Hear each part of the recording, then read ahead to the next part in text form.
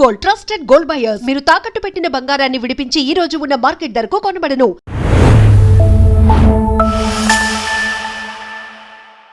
Welcome to lens with Lumbini. ఇప్పుడు present discussion లో ఉన్న టాప్ బిల్స్ అంటే ఫస్ట్ మనకు FCRA గుర్తొస్తుంది, తర్వాత డీలిమిటేషన్ అండ్ దాంతోపాటు విమెన్స్ రిజర్వేషన్ బిల్. సో ఈ మూడింటి గురించి మాట్లాడినప్పుడు ఫస్ట్ ఆఫ్ ఆల్ వీటి సిగ్నిఫికెన్స్ ఏంటి అండ్ ఇప్పుడు ఈ సెషన్లో బీజేపీ గవర్నమెంట్ ఏది ఎక్కువగా పాస్ ఆన్ చేయడానికి మెజారిటీ చూపిస్తుంది అండ్ ఎక్కువ ప్రయారిటీ దేనికి ఇస్తుంది డిస్కస్ చేద్దాం. అండ్ దీని గురించి క్లియర్గా మనకి ఎక్స్ప్లెయిన్ చేయడానికి today we have geo political analyst Pavan Sriharsha garu with us. Let's talk to him. Hello sir, నమస్తే. నమస్తే అండి. సార్ రైట్, ఇప్పుడైతే టాప్లో ఈ 3 బిల్సే మనం ఎక్కువగా డిస్కషన్లో ఉన్నాయి. Talking about FCRA, I think we had enough conversation about FCRA. So దాని ఇంపార్టెన్స్ కానీ సిగ్నిఫికెన్స్ కానీ అన్నీ తెలిసాయి. అండ్ అనుకున్నట్టుగా ఇంకొంచెం ఈ సెషన్లోనే FCRA పాస్ చేస్తారు బిల్ అన్నట్టుగా కూడా డిస్కషన్ చేసాం మనము. బట్ కొంచెం వెనుకో అది కొంచెం బ్యాక్ స్టెప్ వేసింది అండ్ నెక్స్ట్ సెషన్లో ఏమైనా వస్తుందా అనేది డిస్కస్ చేయకన్నా ముందు ఫస్ట్ ఆఫ్ ఆల్ డీలిమిటేషన్ గురించి and also women reservation bill గురించి మేజర్గా సిగ్నిఫికెన్స్ ఏంటి అనేది దాని గురించి చెప్తారా? యా షూర్ అండి. FCRA, delimitation and women reservation ఈ మూడిటికి దేనికదే ప్రాధాన్యత ఉంది. సో ఈ సెషన్లో నేను ఎప్పటి నుంచి అంటున్నాను FCRA పాస్ చేయాలని, కానీ ఏది ముందరే పాస్ చేయాలి అంటే నేను first delimitation and women reservation pass చేయాలంటాను. రైట్.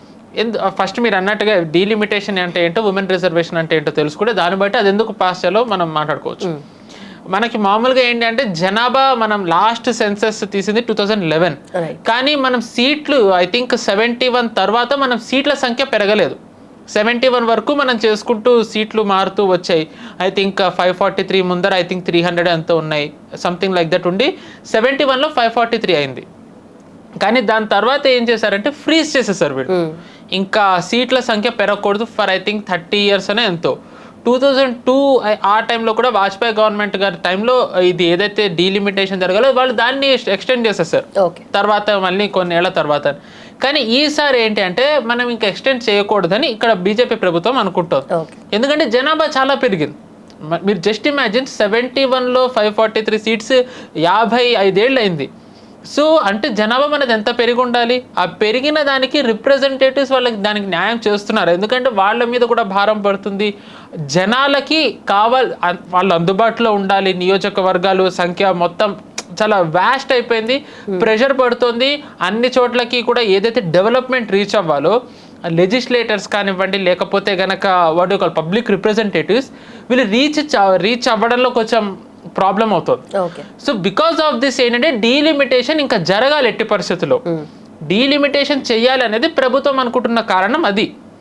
ఎందుకంటే ఇంకా ఈ గత ప్రభుత్వాలు పోస్ట్ పోన్ చేసి వేరే వాళ్ళకి పాస్ ఆన్ చేసినట్టుగా ఇంకా మనం పాస్ ఆన్ చేయకూడదు, ఇది ఈ హయాంలోనే జరగాలి అనేది ఈ ప్రభుత్వం అనుకుంటుంది. సో అలాంగ్ విత్ దిస్ ఏం చేస్తారు వీళ్ళు, ఉమెన్ రిజర్వేషన్ కూడా యాడ్ చేశారు. Women reservation I think 33% women reservation bill ఏదైతే వాళ్ళు 2023లో ఐ థింక్ పార్లమెంట్ సెషన్లో పాస్ చేశారు. కానీ దాన్ని ఇంప్లిమెంటేషన్లోకి తేవాలి అనేది ఇప్పుడు మొన్న ఏప్రిల్ మేలో జరిగిన పార్లమెంట్ సెషన్లో ప్రయత్నించారు, అది అవ్వలేదు. ఈసారి దాన్ని ఎలా అయినా సరే పాస్ చేయాలనేది ప్రభుత్వం దృఢ సంకల్పంతో ఉంది. బట్ సమస్య ఎక్కడ వచ్చిందంటే వాళ్ళకి వాళ్ళు ఈ ఉమెన్ రిజర్వేషన్ పాస్ చేయాలి అన్నా డీలిమిటేషన్ బిల్ పాస్ చేయాలంటే 2/3 మెజారిటీ కావాలి. అంటే అరౌండ్ ఇప్పుడు 543 సీట్స్ నుంచి వాళ్ళకి అరౌండ్ 360-370 సీట్స్ కావాలి. మనకు తెలిసింది ఎన్డీఏ సంఖ్య 290 ఉంది. సో వాళ్ళకి వేరే సంఖ్య కావాలి. కాబట్టి ఆ టాక్ ఏముందంటే టీఎంసీ ఎంపీలు ఆల్రెడీ ఎన్డీఏలోకి వచ్చారు, మనం చూసాం, మోదీ గారు భేటీ అయ్యారు. శివసేన ఎంపీలు already Shivsena in the sense Uddhav Thackeray నడుపుతున్న పార్టీ నుంచి ఎంపీలు బయటకు వచ్చారు. ఎన్సీపీ వాళ్ళు కూడా సమర్థిస్తారన్న టాక్ ఉంది. ఎన్సీపీ అంటే శరద్ పవార్ పార్టీ. డిఎంకే వాళ్ళు కూడా ఆల్మోస్ట్ వాళ్ళు ఒప్పుకున్నారు అనే టాకే ఉంది.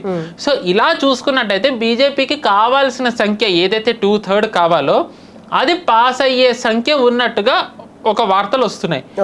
అయితే దీంట్లో సమస్య బీజేపీ మరి ఇంత సంఖ్య ఉన్న ఎందుకు పాస్ చేయట్లేదు అని అంటే అందరి ఆమోదంతో పాస్ చేసినట్టయితే కనుక ఎటువంటి మిస్కన్సెప్షన్ రాదు అని. మనం చూసుకున్నట్టయితే లాస్ట్ పార్లమెంట్ సెషన్ అంటే బెంగాల్ ఎలక్షన్ 5 రాష్ట్రాల ఎన్నికల ముందర చాలా ఫేక్ నెరేటివ్లు రన్ అవుతూ వచ్చాయి. సో ఏంటంటే అలాంటి వాటికి ఆస్కారం ఇవ్వకుండా ఉండాలని అందరినీ సరే ఒక్క తాటి మీదకి తెచ్చి అందరి ఆమోదంతో బిల్లు పాస్ చేయాలని ప్రభుత్వం చూస్తుంది. అయితే దీన్ని కాంగ్రెస్ అడ్డుకుంటాం. దానికి కాంగ్రెస్ చెప్తున్న ముఖ్య కారణం ఏంటి అంటే, ఉమెన్ రిజర్వేషన్ బిల్లు పాస్ చేయడానికి మేము ఒప్పుకుంటాం, కానీ డీలిమిటేషన్ని ఒప్పుకోం. ఉమెన్ రిజర్వేషన్ డీలిమిటేషన్ ఎందుకు కలుపుతున్నారని అడుగుతాం. అయితే దీనికి బీజేపీ ఇస్తున్న సమాధానం ఏంటి అంటే, ఇప్పుడు 543 సీట్స్కి పెంచినట్టు ఉమెన్ రిజర్వేషన్ ఇస్తే వాళ్ళకి అరౌండ్ 180 సీట్స్ వస్తాయి ఉమెన్కి. టు బి ఆనెస్ట్, చాలా మంది కాంగ్రెస్లో ఉన్న ఎంపీలు కూడా ఇప్పుడు వాళ్ళ సీట్లు వదులుకోవడానికి సిద్ధంగా లేరు.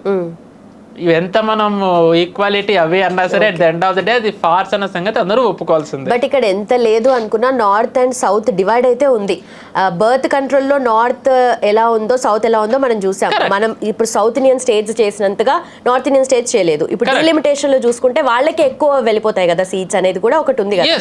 100%. అందుకే గత పార్లమెంట్ సెషన్లో అమిత్ షా గారు అన్నది, ఈసారి వాళ్ళు లిఖిత పూర్వకంగా ఇస్తుంది ఏంటి అంటే 50% అన్ని చోట్ల పెరిగిపోతాయి, ఇర్రెస్పెక్టివ్ ఆఫ్ పాపులేషన్. అంటే ఇప్పుడు మనకి 543 సీట్స్ ఏదైతే ఉందో ఇది ఎప్పటిది 1971, అంటే జనాభా నార్మల్గా ఉన్నప్పుడు. దాని తర్వాత ఇందిరాగాంధీ హమ్ దో హమారే దో అనేది ఏదైతే తెచ్చారో ఆవిడ, అది దక్షిణ భారతదేశంలో ఇంప్లిమెంట్ అయింది, ఉత్తర భారతదేశంలో ఇంప్లిమెంట్ అవ్వలే. ఇలాంటివి చాలా ఉన్నాయి. సో ఏదైతే ఈక్వల్ యాక్సెస్ బేసిస్ మీద జరిగిందో ఆ ఆధారంగానే ఇప్పుడు సీట్లు పెరుగుతాయి. అంటే ఉదాహరణకి ఇప్పుడు మనం తమిళనాడు తీసుకుందాం, ఎందుకంటే వాళ్ళే చాలా గట్టిగా దక్షిణ భారతదేశం నుంచి స్వరం వినిపించింది మన పార్లమెంట్ లో. ఇక్కడ మన తెలుగు స్టేట్స్ నుండి కూడా కేటీఆర్ గారు, రేవంత్ రెడ్డి గారు బీట్ ఎనీ పార్టీ వాళ్ళు సపోర్టివ్ గా చెప్పారు. ఇప్పుడు 39 సీట్లలో 50% అంటే వాళ్ళకి అరౌండ్ 57 to 58 వస్తాయి. సో అంటే ఇప్పుడు నార్త్లో 80 తీసుకుంటే గనక 40 సీట్స్ 120 అవుతాయి. సో అంటే అందరికీ సమానంగా పెరుగుతున్నాయి. అదే గనక ఇప్పుడు వీళ్ళు గనక ఇప్పుడు ఇది పాస్ చేయకపోతే డీలిమిటేషన్ ఎప్పుడన్నా జరుగుతుంది. ఇప్పుడు కాకపోతే రేపన్నా జరుగుతుంది, రేపు కాకపోతే ఎల్లుండన్నా జరుగుతుంది. జరిగిన ఆధారంగా గనక పెంచినట్టయితే సమస్య ఏమవుతుంది, మీరు ఏదైతే అన్నారో దక్షిణ భారతదేశంలో ఇంప్లిమెంట్ చేశారు, ఉత్తర భారతదేశం వాళ్ళు పాటించలేదు, ఆ ఆధారంగా పెరుగుతాయి. అంటే ఏమవుతుంది, 80 సీట్స్ కాస్త మేబీ 150 వెళ్ళొచ్చు. 39 సీట్లున్న తమిళనాడు 30కి పరిమితం అవ్వచ్చు. ఇన్స్టెడ్ ఇప్పుడు బీజేపీ అంటుంది ఏంటి, మేము దీన్ని 58కి తీసుకెళ్తామని. కానీ వీళ్ళు గనక నెక్స్ట్ వచ్చే డీలిమిటేషన్ ఆధారంగా తీసుకెళ్తే అది తగ్గుతోంది. అందుకే వీళ్ళు ఏమన్నారు, 50% పెంచుతాము ఇర్రెస్పెక్టివ్ ఆఫ్ పాపులేషన్ అని అంటున్నారు.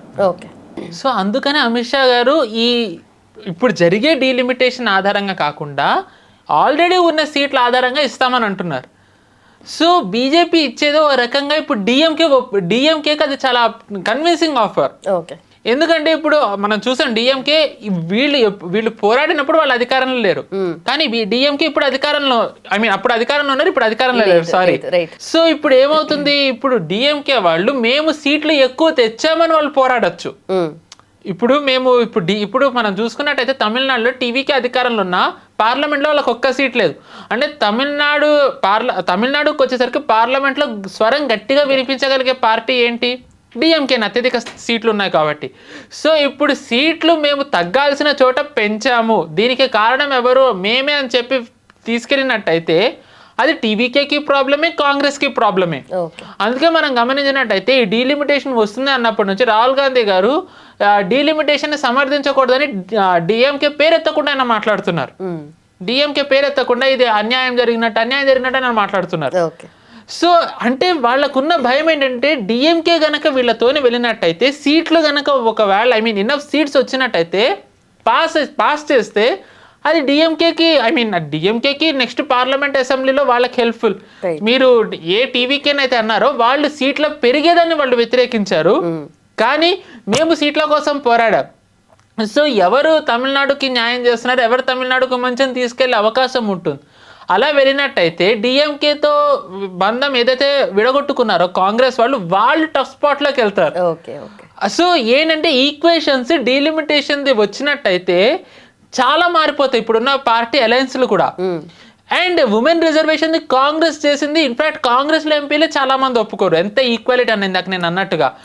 సో అందుకనే బీజేపీ ఏమంటుంది అంటే డీలిమిటేషన్ చేద్దాం, కానీ డీలిమిటేషన్ది ఏంటి, ఏదైతే మీరున్నప్పుడు చేస్తారో దాన్ని ఆధారంగా చేద్దాం, అండ్ దాని ఆధారంగానే ఉమెన్ రిజర్వేషన్ పెంచుదాం. 543లో 180 వచ్చేదానికంటే 860 పెరిగినప్పుడు అరౌండ్ 220 240 ఏదైతే వస్తుందో అది బెటర్ కదా అని బీజేపీ ఇస్తుంది. బట్ ఓవరాల్ సీట్స్ లో ఎన్నున్నా కూడా ఇప్పుడు డీలిమిటేషన్ తర్వాత విమెన్స్ రిజర్వేషన్ వచ్చినా ముందు వచ్చినా కూడా ఎన్ని సీట్స్ ఉన్నా కూడా దాంట్లో 50% కూడా ఇవ్వకుండా జస్ట్ 33% మెన్షన్ చేస్తున్నారు. ఎందుకని ఇప్పుడు ఇండియా మొత్తంలో చూసుకుంటే ఆల్మోస్ట్ 50% ఉంది విమెన్ పాపులేషన్, ఎందుకని 33కే రెస్ట్రిక్ట్ చేసుకుంటారు? మీరు 33కి ఎందుకు రెస్ట్రిక్ట్ చేశారన్నారు. టు బి ఆనెస్ట్ అసలు ఉమెన్ కి రిజర్వేషనే కావాలా? టు బి ఆనెస్ట్ ఉమెన్ కి రిజర్వేషన్ ఇవ్వాల్సిన అవసరం ఏముందండి? నిజానికి చెప్పాలంటే ఇది గర్వంగా చెప్పుకుంటున్నాం అందరం, ఉమెన్ రిజర్వేషన్ బిల్లు తెచ్చారు, అది ఆనెస్ట్.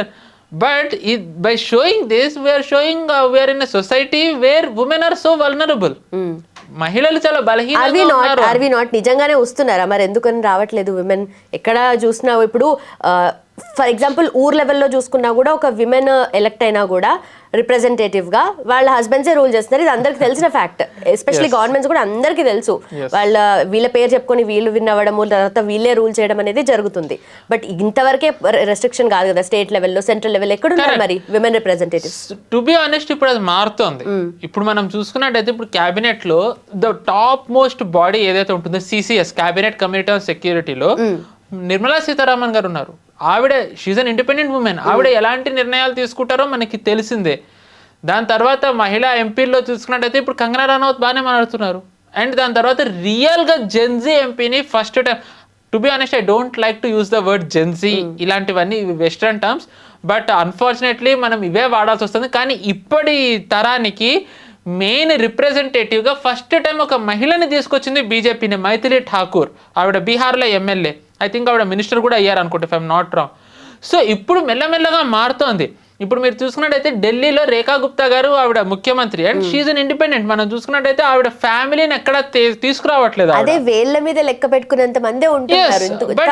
చేంజ్ అనేది ఇప్పుడు మీరు అన్నట్టుగా women have always been under represented. Even ఇప్పుడు ఈ 33%లో కూడా వై నాట్ 50% అనేది మీరు అడిగింది, it is very valid question. దానికి నిజానికి ఎవరికీ సమాధానం లేదు. ఇప్పుడు మహిళలు ఒకప్పుడు Congress it was ruled by Indira Gandhi, అప్పుడు మహిళా రిప్రజెంటేషన్ ఎక్కడు. దాని తర్వాత సోనియా గాంధీ గారు ఏకఛత్రాధిపత్యం, పేరుకే మన్మోహన్ సింగ్ అయినా మనందరికీ తెలిసిందే, ఆవిడే చేశారు. అప్పుడు మహిళలు ఎక్కడు? ఎవరో ఎందుకు, మమతా బెనర్జీ గారు ఉమెన్ సీఎం స్ట్రాంగ్ అని అంటారు, బట్ ఆవిడ కూడా ఉమెన్కి ఎక్కడ అంత ఈక్వల్ రిప్రజెంటేషన్ ఇచ్చారు. సో టు బి ఆనెస్ట్ ప్రపంచంలో ఎక్కడా కూడా మహిళలకు ఈక్వల్ ప్రాధాన్యత లేదు. We have to be honest about that.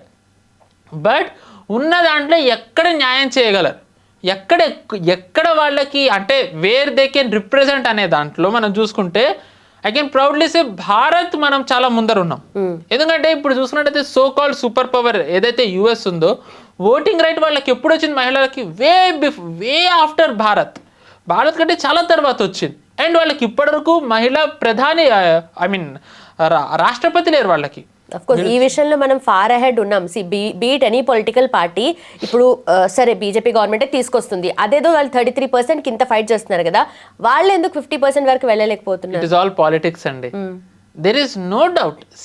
ఏది చేసినా సరే at the end of the day politics 50% ఇప్పుడు ఇచ్చినట్టయితే you really think male population ఏదైతే ఉందో దే విల్ యాక్సెప్ట్ దట్? ఇప్పుడు నేను అదే అన్నాను కదా, 543 సీట్స్ రిప్రజెంటేషన్లో ఈ ఏదైతే 33% ఇంప్లిమెంట్ చేస్తే irrespective of what ever party it is, అధికార పక్షం అవనివ్వండి విపక్షం, వాళ్ళే ఒప్పుకోరు. ఎందుకంటే వాళ్ళ ఎంపీ స్థానాలు వాళ్ళు కోల్పోతారు.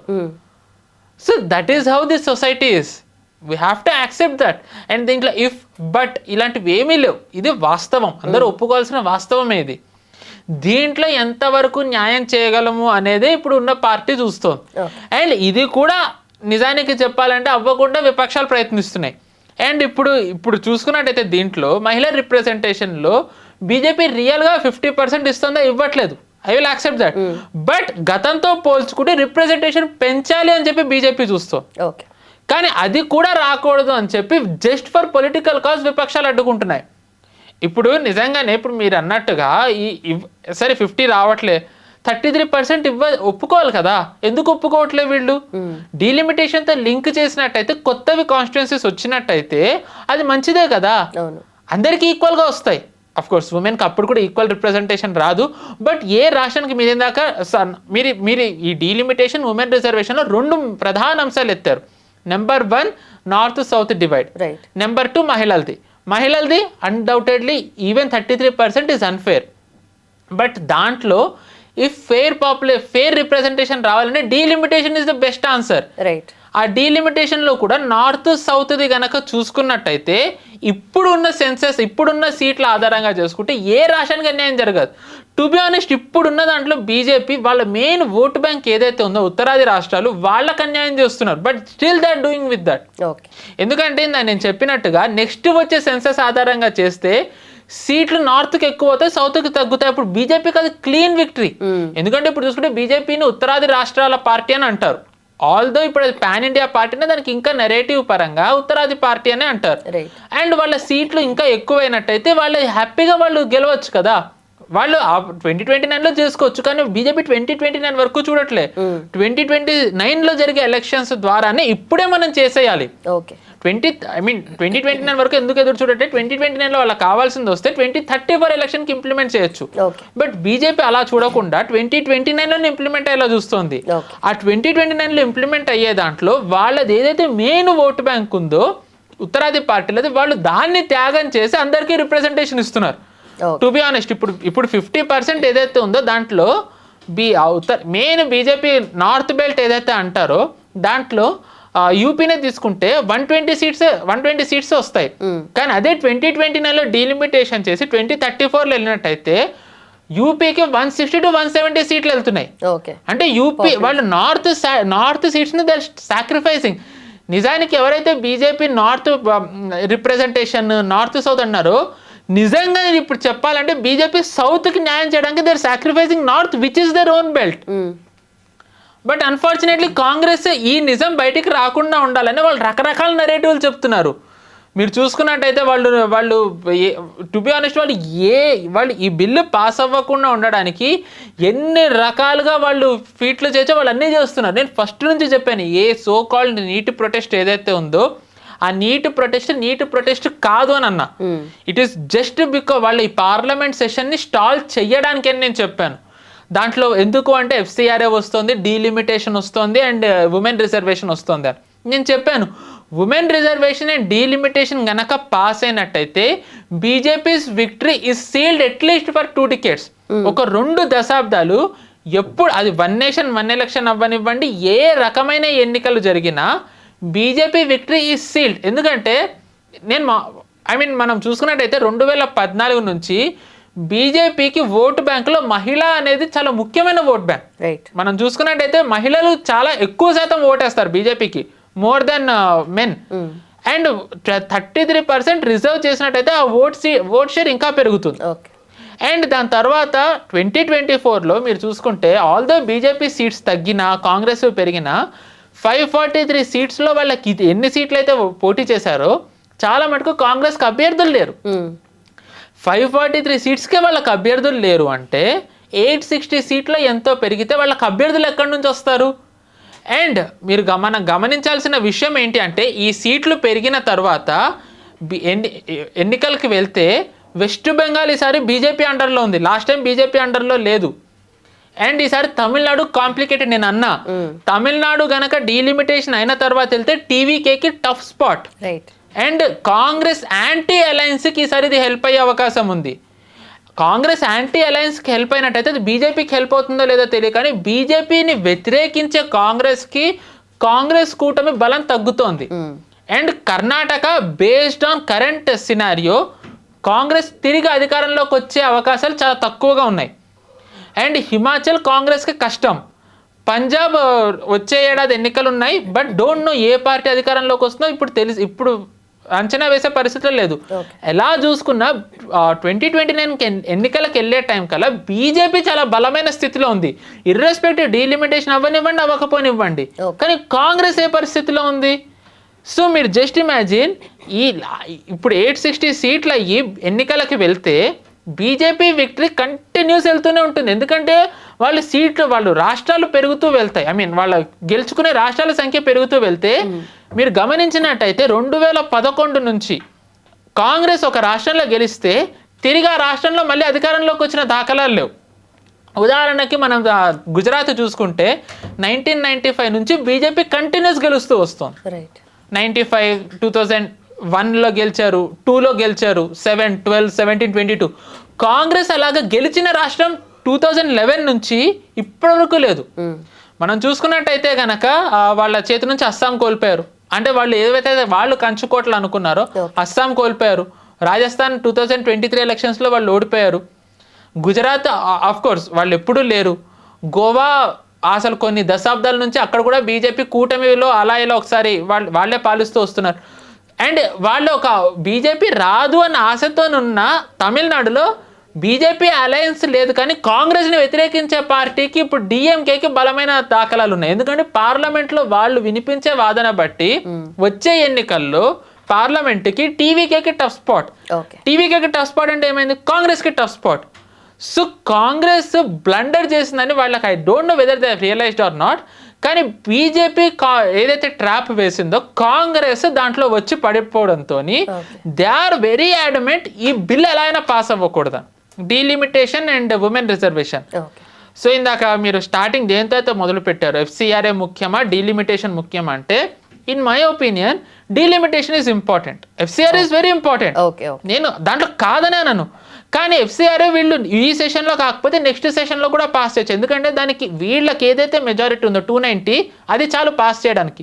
ఇప్పుడు చూసుకుంటే హార్డ్లీ మనకు 2 years 10 months అలా ఉంది బీజేపీకి ఇంకా పవర్ లో ఉండడానికి. ఇప్పుడు ఈ 3 మేజర్ బిల్స్ ఈ టర్మ్ లోనే వీళ్ళు ఫుల్ఫిల్ చేసే ఛాన్సెస్ కనిపిస్తున్నాయా, లేదంటే మళ్ళీ పోస్ట్పోన్ చేస్తారా? ఎందుకంటే ఈ వీటిని బేస్ చేసుకునే నెక్స్ట్ అనేది ఉంది కదా. కరెక్ట్ అండి. అంటే నరేటివ్ పరంగా బీజేపీ ఈ పార్లమెంట్ సెషన్లో వాళ్ళు చాలా ఇంపార్టెంట్వి ఖచ్చితంగా పాస్ చేయాలి. ఎందుకంటే ధర్మేంద్ర ప్రధాన్ గారి రాజీనామా ద్వారా బీజేపీ బ్యాక్ ఫుట్లో ఉన్నట్టుగా ఒక నెరేటివ్ వెళ్తోంది. వచ్చే ఏడాది ఉత్తరప్రదేశ్ ఎన్నికలప్పుడు ఇలా వెళ్ళినట్టయితే అఫ్కోర్స్ దీని ప్రభావం ఉత్తరప్రదేశ్ మీద పడదు, I'm saying this again, but narrative పరంగా అది బీజేపీకి ఒక టఫ్ స్పాట్. టఫ్ అంటే ఏంటంటే ఇలాంటి అనార్కిస్టుల చేతిలో బీజేపీ లొంగిపోయింది అనేది నెరేటివ్ పరంగా చాలా వీక్ వెళ్తుంది. ఎందుకైతే వీళ్ళు పార్లమెంట్ని స్టాల్ చేయాలనుకున్నారో దా బిల్లుని పాస్ చేసినట్టయితే అది బీజేపీ నెరేటివ్ చేంజ్ చేయడంలో హెల్ప్ అవుతుంది. అఫ్ కోర్స్ ఎఫ్సిఆర్ఏ పాస్ చేయాలంటే వీళ్ళకి మీరు అన్నట్టుగా నెక్స్ట్ సెషన్లో పాస్ చేయొచ్చు, కానీ డీలిమిటేషన్ పాస్ చేయాలంటే వాళ్ళు ఈ సెషన్లోనే చేయాలి. ఎందుకంటే వాళ్ళు ఇన్ని నెలలు కష్టపడి ఏదైతే వీళ్ళు కూటములు కట్టుకున్నారు, I mean DMK, Shivsena and TMC ఎంపీలు, వాళ్ళు ఇంత కష్టపడి చేసి వాళ్ళని డిలే చేస్తే గనక 2029కి వీళ్ళు ఏదైతే వ్యూహాలు పన్నారో వీళ్ళకి అది వేస్ట్ అయిపోతుంది, అది ఇంప్లిమెంట్ అవ్వదు. ఓకే, బట్ డీలిమిటేషన్ చేసిన తర్వాత కూడా ఇప్పుడు ఎఫ్సిఏ ఇదే టర్మ్ లో వీళ్ళు కంటిన్యూ చేయొచ్చు కదా, ఎందుకంటే డీలిమిటేషన్ నెక్స్ట్ టర్మ్ నుండి కదా వచ్చేది. అంటే ఇప్పుడు డీలిమిటేషన్కి వీళ్ళు ఏ పార్టీలో మద్దతు అయితే తీసుకుంటున్నారో ఇప్పుడు ఈచ్ అండ్ ఎవ్రీ 1 MP కూడా ఇప్పుడు వీళ్ళకి అవసరం, ఎందుకంటే వీళ్ళకి అంత మెజారిటీ లేదు కాబట్టి. దాంట్లో చూసుకుంటే డిఎంకే ఎఫ్సిఆర్ని వ్యతిరేకించే అవకాశం ఉంది, ఎందుకంటే డిఎంకే ఆబ్వియస్లీ క్రిస్టియన్స్ చాలా ఇంపార్టెంట్ ఓట్ బ్యాంక్. మిజోరాంలో ఎవరైతే అలయన్స్లో ఉన్నారో వాళ్ళు కూడా చాలా టఫ్ ఇప్పుడు. ఐ థింక్ మిజోరాంలో ఎన్డీఏ లేదు, బట్ వాళ్ళు ప్రో ఉంటారు గవర్నమెంట్ కి. బట్ ఇక్కడ మేజర్ క్వశ్చన్ ఏంటంటే నార్త్ వర్సెస్ సౌత్ మాట్లాడుకుంటాం కానీ యూజువల్లీ ఆ 7 sisters ఏవైతే ఉన్నాయో north east right, okay, so వాటి గురించి ఎక్కువగా మాట్లాడితే వాళ్ళ దగ్గర ఏం నడుస్తుంది అండ్ వాళ్ళ ప్రయారిటీ దేనికి ఎక్కువ ఉందంటారు? టు బి ఆనెస్ట్ ఎఫ్సిఆర్ఏ తెస్తుంది వాళ్ళ కోసం, అంటే అది కూడా ఒక కారణం. ఎందుకంటే మీరు చూసుకుంటే అసలు అక్కడ చర్చ్ మిషనరీస్ చాలా ఉన్నాయి, వాళ్ళకి ఫండింగ్ ఎవరు ఇస్తున్నారు? ఇప్పుడు మీరు మణిపూర్లో జరుగుతున్న గొడవలు చూసుకుంటే మిజోస్ కుకీ, నాగాస్, మేతీస్, కుకీస్కి వెపన్స్ ఎక్కడి నుంచి వస్తున్నాయి? మనం భౌగోళికంగా చూసుకున్నట్టయితే నార్త్ ఈస్ట్ అది కొంచెం ల్యాండ్ లాక్డ్, అంటే land locked in the sense Bangladesh turbulent place, Myanmar చాలా టర్బులెంట్. వాళ్ళకి వెపన్స్ ఎక్కడి నుంచి వస్తున్నాయి? ఎవరు వాళ్ళకి ఫండింగ్ ఇస్తున్నారు? అస్సాం రైఫిల్స్ బార్డర్ని వాళ్ళు గస్తీ పెట్టారు, వాళ్ళకి ఎక్కడి నుంచి వస్తున్నాయి? సో మిషనరీస్ వాళ్ళకి హెల్ప్ చేస్తున్నాయి. ఆ మిషనరీస్కి ఫండింగ్ ఎవరు ఇస్తున్నారు? అది టైటన్ చేయడానికి వాళ్ళు ఎఫ్సిఆర్ఏ తెస్తున్నారు. బట్ వాళ్ళ ఎఫ్సిఆర్ఏకి అక్కడ ప్రెషర్ చాలా పెరుగుతోంది. సో టు సమ్ ఎక్స్టెంట్ ఎఫ్సిఆర్ఏని జేపీసీకి పంపించినట్టయితే విన్ విన్ సిచ్యువేషన్. ఎందుకంటే జేపీసీకి వెళ్ళిన తర్వాత కూడా ఏ పార్టీకి అయితే అత్యధిక సీట్లు ఉన్నాయో వాళ్ళు చెప్పిందే నెగ్గుతుంది. ఇప్పుడు అలా చూసుకుంటే ఎన్డీఏకి ఎక్కువ సీట్లు ఉన్నాయి. సో కానీ ఈ సెషన్లో డీలిమిటేషన్ పాస్ అవ్వకపోతే 2029కి ఇది ఇంప్లిమెంట్ అవ్వదు. సో ఈ సెషన్లో ఎవరినైతే కూడగట్టుకున్నారో వాళ్ళందరికీ కోసం I mean what ever they have done delimitation ఇది పాస్ చేసేసి వాళ్ళ ఎవరైతే ఈ డిఎంకే లాంటి పార్టీస్ ఉన్నాయో వీళ్ళు ఎదురు తిరగకుండా ఉండడానికి మేము FCRAని మీరు అందరు అడిగినట్టుగా జేపీసీకి పంపించామన్నారు. ఓకే. సో జేపీసీకి వెళ్ళిన తర్వాత ఏమవుతుంది, ఆబ్వియస్లీ ఎవరైతే అత్యధికంగా ఉన్నారో వాళ్ళదే మాట చెల్లుతుంది. అక్కడ వీళ్ళు చెల్లించుకుని నెక్స్ట్ వచ్చే వింటర్ సెషన్లో వీళ్ళు పాస్ చేసేసుకోవచ్చు కదా. Right right. సో ఆ లెక్కన ఏమవుతుందంటే at the end of the day BJP victory will be sealed. 2029 కావాల్సిన రోడ్ మ్యాప్ ఇక్కడ పార్లమెంట్ సెషన్లో వేసుకుని 2029 టైంకి ఏవైతే సంఘ విద్రోహ శక్తులు ఇక్కడ బలంగా ఉన్నాయో వాళ్ళని బలహీనపరచడానికి వింటర్ సెషన్ని వీళ్ళ అస్త్రంగా మలుచుకుని FCRAని ఇంప్లిమెంట్ చేయాలి. I believe this could be BJP strategy. వాళ్ళది ఎండింగ్ వరకు ఎవరికి తెలియదు. Right right. But I believe this is the best scenario for BJP to win back the narrative. Okay. And also finally ఇప్పుడు డీలిమిటేషన్తో పాటు women's reservation bill కంబైన్డ్గా pass చేస్తారా ఏంటి, దాని సూచనలు ఏం కనిపిస్తుంది? కంబైన్డ్గానే చేయాలండి. ఎందుకంటే నేను ఇందాక చెప్పినట్టుగా ఇప్పుడు కంబైన్డ్గా చేస్తేనే ఈ డీలిమిటేషన్ది కానివ్వండి ఉమెన్ రిజర్వేషన్ దానికి ఒక సార్థకత వస్తుంది. ఎందుకంటే ఇప్పుడు ఏదైతే ఉమెన్ రిజర్వేషన్ రిప్రజెంటేషన్ కావాలి అన్నారో అది 543 సీట్స్ కంటే 860 సీట్స్ అయిన తర్వాత ఎక్కువ ఉంటుంది. 860 సీట్స్లో ఎక్కువ రిప్రజెంటేషన్ వస్తున్నప్పుడు విపక్షంలో ఉన్న పార్టీలకు ప్రాబ్లం ఏముంది? అండ్ డీలిమిటేషన్ ఇప్పుడు కాకపోతే తర్వాతన్నా జరగాలి. బట్ ఎందుకు సపరేట్గా పాస్ చేస్తే పాస్ అవ్వదనే, ఎందుకని కంబైన్ చేయాలనుకుంటుంది? చెప్తున్నాను కదండి, ఇప్పుడు ఈ ఉమెన్ రిజర్వేషన్ ఏదైతే ఉందో అది డీలిమిటేషన్ చేసిన తరువాతే జరగాలని ఉంది. ఓకే. ఉమెన్ రిజర్వేషన్ అనేది డీలిమిటేషన్ చేసిన తర్వాతే జరగాలని వీళ్ళు పాస్ చేసిన దాంట్లో ఉంది. అండ్ ఇప్పుడు మీరు అన్నట్టుగా ఇప్పుడు డీలిమిటేషన్ వీళ్ళు గాలికి వదిలేశారు అనుకోండి, 2034లో 2029లో చేస్తే 2034 ఎలక్షన్ టైంకి నార్త్కి ఎక్కువ సీట్లు సౌత్కి తగ్గిపోతాయి. సో దానికంటే కూడా వీళ్ళు ఇప్పుడు డీలిమిటేషన్ చేసినట్టయితే అందరికీ equal representation. To be honest ఇప్పుడు అందరికీ ఈక్వల్ రిప్రజెంటేషన్ రాదు. North will lose significant seats, but still BJP is going with that. అప్పుడు ఏమవుతుంది, 860 సీట్స్లో ఉమెన్ రిప్రజెంటేషన్ ఇన్స్టెడ్ ఆఫ్ 180 అది 240 250కి వెళ్తుంది. అప్పుడు everyone will be happy. Okay. So this is the sketch, this is why BJP saying. అది ఏమీ BJP strategy కాదు. As per constitution, as per rules delimitation చేసిన తరువాతే ఉమెన్ రిజర్వేషన్ ఇంప్లిమెంట్ చేయాలని ఉంది. అందుకే బీజేపీ అంటోంది. బట్ అన్ఫార్చునేట్లీ కాంగ్రెస్ వాళ్ళ నెరేటివ్ రన్ చేయడానికని వాళ్ళు women reservation first, women reservation only అంటున్నారు. That is now how constitution works. Okay. So this has to be understood and this has to be explain clearly. Women reservation కంటే ముందర delimitation చేయాలి. Delimitation is not linked with women reservation. Women reservation is linked with delimitation. Okay. ఇది important narrative that has to be understood by each and every one. Right right. ఇప్పుడు delimitation and women reservation bill ఇదే term లో complete గా అయితేనే next దానికి మనం results చూస్తాము. FCRA కూడా ఇదే టర్మ్ లో అవుతేనే కదా, ఎందుకంటే మళ్ళీ నెక్స్ట్ సెషన్ లో అయితే నిజంగానే అప్పుడు నెంబర్ ఆఫ్ ఎంపీస్ ఎమ్మెల్యేస్ మొత్తం కాన్స్టిట్యున్సీస్ పెరిగిపోతాయి కాబట్టి అప్పుడు అసలు నిజంగానే మేజర్ క్వశ్చన్ అవుతుంది. ఎంత బ్యాక్లాష్ వస్తుందో దీనికి అనేది ఎక్స్పెక్ట్ చేయొచ్చు మనం. అంటే ఇప్పుడు గనక డీలిమిటేషన్ ఇది పాస్ చేసేసుకుంటే జేపీసీలోకి గనక ఇది పంపిస్తే వింటర్ సెషన్ వచ్చేసరికి ఈ డిఎంకే అవసరం ఉండదు, వైఎస్ఆర్సీపీ అవసరం ఉండదు. ఏవైతే ఎన్డీఏ కూటమి ఉందో ఎన్డీఏ కూటమికి ఉన్న మెజారిటీ మోర్ దాన్ ఎనఫ్. అప్పుడు డిఎంకే వాళ్ళు అరుచుకొనివ్వండి, నార్త్ ఈస్ట్లో ఉండే పార్టీలు అరుచుకొనివ్వండి, కాంగ్రెస్ కూడా అరుచుకొనివ్వండి, ఎవరికి సంబంధం లేదు, సమస్య లేదు. 2029 లోపల FCRA ఇంప్లిమెంటేషన్ అనేది బీజేపీకి చాలా ముఖ్యం. ఎందుకంటే ఆల్రెడీ 2014-15లో ఐబీ ఇచ్చిన రిపోర్టు ప్రకారం NGOs చేసే గొడవల వల్ల మన GDP growth rate 1 to 2% impact ఇస్తుంది. సో అది ఇప్పటికి ఇంకెంత పెరిగి ఉండాలి? మీరు చూసుకున్నట్టయితే లాస్ట్ 1-2 ఇయర్ ఈ 12 ఏళ్లలో FCRA లైసెన్స్ రద్దయినది NGOs సంఖ్య తగ్గింది, కానీ NGOsకి వచ్చే నిధుల సంఖ్య పెరిగింది. ఓకే. అంటే FCRA ద్వారా NGOs లైసెన్సులు రద్దు అవుతున్నా, వాళ్ళు వెనక్కి తీసేసుకుంటున్నా, రెన్యూ చేయించకపోయినా వచ్చే నిధులలో ఏమీ వ్యత్యాసం లేదు, పెరుగుతోంది ఇంకా. So the more it gets increased, the more మన జీడిపికి నేషనల్ సెక్యూరిటీకి థ్రెట్. సో 2029 లోపు it has to be contained at any cost. For that ఈ గవర్నమెంట్ ఉండడం చాలా ఇంపార్టెంట్. ఎందుకంటే at the end of the day power ఉంటేనే ఏమన్నా చేయగలరు. బట్ ఇప్పుడున్న సినారియోలో delimitation plays a very important role then FCRA. ఎవరికి నచ్చినా నచ్చకపోయినా ఇది వాస్తవం. డీలిమిటేషన్ ఇప్పుడే పాస్ చేయాలి. FCRA నెక్స్ట్ సెషన్లో కూడా పాస్ చేయొచ్చు. ఐ హోప్ అందరు ఇది అర్థం చేసుకుని బీజేపీ వ్యూహాన్ని అర్థం చేసుకుంటే ఎవరు యాంటాగనైజ్ అవ్వరు. Right right. Done sir, thank you so much and thanks for the. Thank you, నమస్తే.